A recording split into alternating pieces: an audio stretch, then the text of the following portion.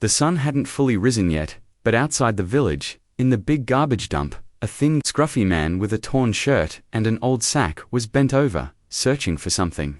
His name was Elias, the same guy the villagers called useless. The kids laughed and said, "Look, here comes the garbage picker." He didn't say a word, just quietly walked away. At home, there was no stove, no one to talk to. His wife had left years ago, taking the kids back to her parents' place. Since then, he lived alone in that little hut. That day too, Elias picked a new corner in the trash heap. As he flipped the dirt with a stick, suddenly his eyes caught something ... He stumbled upon a weird thing. A sack, totally clean and almost knew no mud, no stains. Thick ropes were tightly knotted around it. Who would have thrown this? He muttered. But when he tried to pull it, the sack felt strangely heavy, like something solid was inside. He figured maybe there were clothes in it. Looking around to make sure no one was watching, he slowly slid the sack to the edge where the smoke could hide him. He untied the ropes. When he opened the sack, his breath caught. Inside were bundles wrapped in plastic. With shaking hands, he opened one. Bundles of crisp new $500 notes. His eyes went wide. He dropped down on his knees. He touched the notes with his hands. Is this for real? He asked himself. His hands started shaking. He looked around to see if anyone was watching. After a few moments, he took a deep breath and made up his mind. He tied the sack again, slung it over his back, and headed toward the hut. Every sound on the way made him nervous: the barking of dogs, someone talking. As soon as he got home, he locked the hut door from the inside. He placed the sack in the corner and covered it neatly with a mat. Elias's heart was pounding so hard it felt like it would burst out of his chest. He kept peeking through the hut's door, making sure no one was sneaking up behind him. Once he was sure he was alone, he slowly sat down by the sack. His hands were shaking, but he mustered up the courage and untied the rope. As soon as the sack opened, the shine inside blinded his eyes. The stacks of notes were all fresh and new. Elias pulled out one bundle and started counting. His lips went dry as he counted. Just in one bundle, there was $100,000, and he guessed there had to be at least $30 to $40 million in total. The thought made his mind go blank. No ordinary person could leave behind so much money. He muttered to himself, a wave of fear washing over him. He ran off. What if it belonged to some big shot, a leader, or a gangster? What if they started looking for it? Just the thought of it made him break out in a cold sweat. Elias put the bundles back, tied up the sack, and sat down on the ground. Holding his head, he started thinking. Part of him was happy. After years of poverty, this could finally end. He could get treatment, build a new house, live with some dignity. But on the other hand, fear was eating him up inside. What if someone found out? People would call him a thief. The police might catch him. Or the real owner could come looking. He stayed awake all night. He tried to convince himself. If tomorrow I just get one lump removed and treated, who's going to know? For the first time, the doctor treated him with respect, gave him medicine, and said the treatment was possible. After years, Elias's face finally showed a genuine smile. He realized this wealth was a test, not a blessing. The next day felt like a fresh start for him. After years, he looked at himself carefully in the mirror. His face was weak, but his eyes now held a spark of hope. He thought, if I play this smart, everything can change. First, he got his hut repaired and took some stuff out of the sack. He took out the money, called the workers, and got the roof repaired. Within a few days, the bad smell and dampness in the house reduced. The neighbors were surprised. When did this junk collector suddenly change like this? A few weeks later, he took the next step. He opened a small grocery shop on the village's main road. On the first day, he stocked just lentils, rice, and salt. He sat in the shop himself and greeted customers with a smile. At first, people were hesitant, but gradually they started coming. The shop began to run. Bags of flour, cans of oil, spices, soap, everything started selling. Throughout this whole time, Elias was very cautious. Suddenly coming into money was nothing short of a mystery for him. But he never showed it off. He knew that if he even flashed a little bit of sparkle, people would start bombarding him with questions. So on the outside, he still looked like the same simple shopkeeper who smiled at every customer and asked, "What do you need, brother?" But deep down, he knew that inside his old sack was enough capital to change not just his life, but many others' lives too. Sometimes, the elderly women in the neighborhood would say to him, "Elias, you've really changed." He'd just smile, but inside, there was a sweet pride. People started showing up in droves. I mean, who doesn't love it when everyone starts noticing your success? Slowly, but surely, he expanded his business. A few months down the line, he dipped back into that stash of cash and set up a small warehouse. He even bought an old truck to haul goods, moving from just selling stuff to actually supplying it. Folks around the village began calling him Elias, like he was some big-shot businessman. But despite all this, a nagging fear stuck with him. At night, sitting by that sack, he'd wonder what if the secret ever got out. What if the real owner showed up? And then, the next moment, he reassured himself. No, this is the reward of my fate. I endured years of helplessness. Yes. This is the fruit of my hard work. I didn't take anyone's rights. Over time, Elias himself had changed.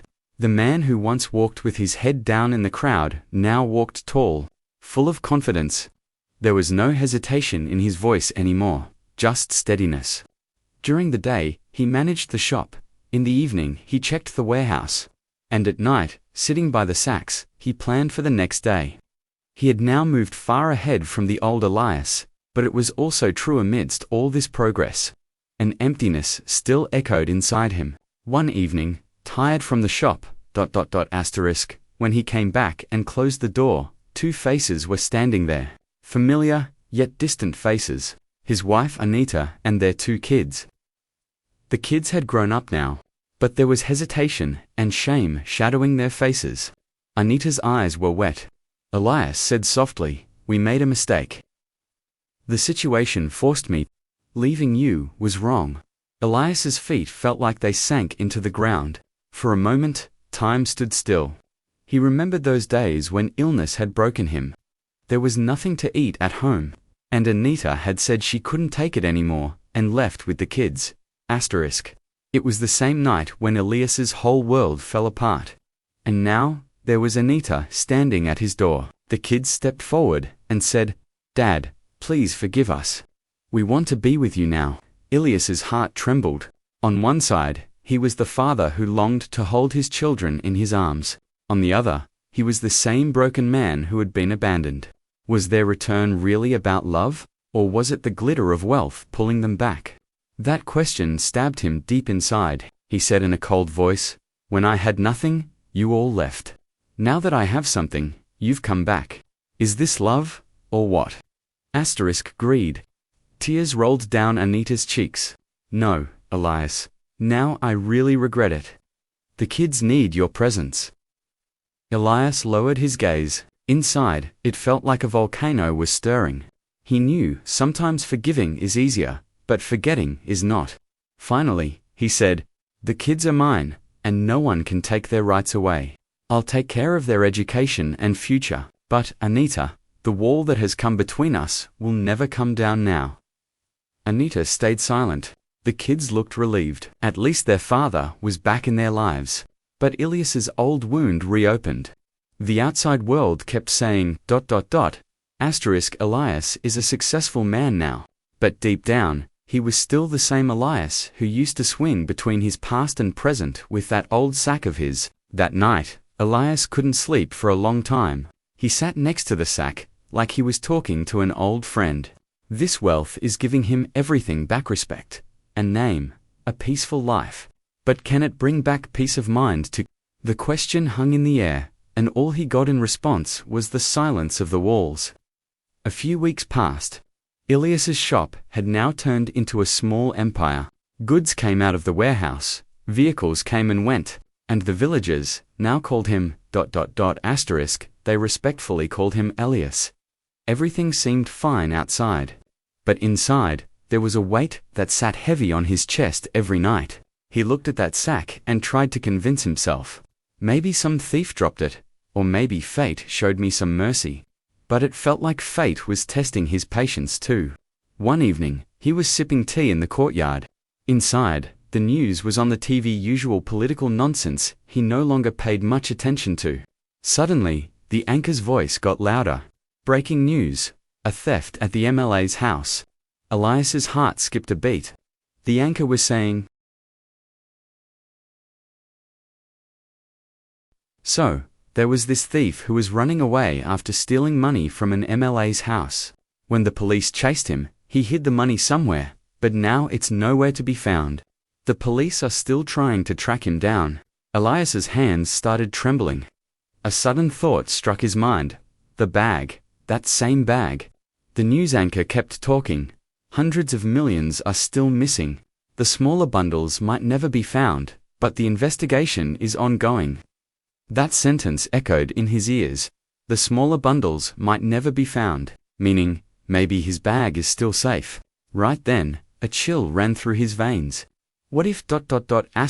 if anyone found out, and the police showed up at the door, he knew he'd spend that night tossing and turning.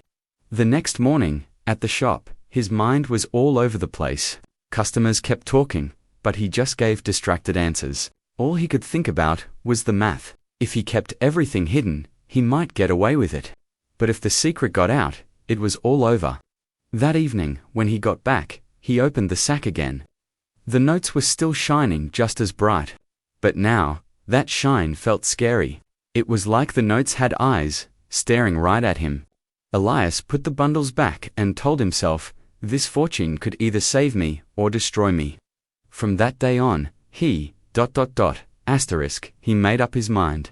No more rushing. He would take out small amounts of money, spend it slowly, so no one would get suspicious. But inside, a new wound had formed in his heart. Every time he counted the notes, his hands would tremble. Yet life went on. Meanwhile, one day, a man came from a nearby village to buy some goods. Along with him was his sister Saloni, a simple girl. 2 years ago, she had lost her husband to illness, and now she was managing the business with her brother. When Elias talked to her for the first time, he felt an unusual calm. There was no pretense or hidden agenda in Saloni's words. She saw Elias not just as a shopkeeper, but as a person. Slowly, she started coming to the shop sometimes with her brother, sometimes alone. Every time, there was a natural kindness in her tone that wiped away Elias's fatigue from the day. One day, Saloni smiled and said, "You work really hard, Elias. Everyone in the village respects you." Elias just smiled at that moment. But inside, a deep feeling stirred. Maybe money can keep a person safe, but it's the warmth of someone's care that truly keeps them alive. When Saloni smiled and said, "You're such an honorable man, Elias," something inside him melted. After years, someone had finally shown him respect, and that too from a beautiful woman.